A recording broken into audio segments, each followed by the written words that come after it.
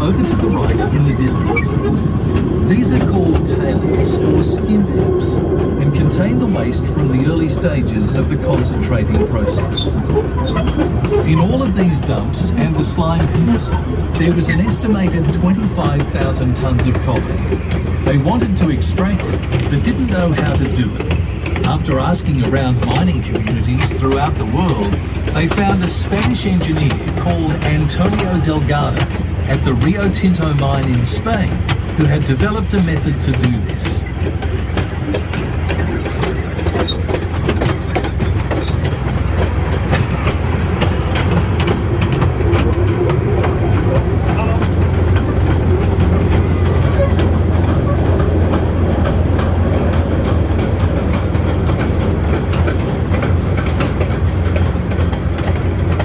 If you look to the left, you can see the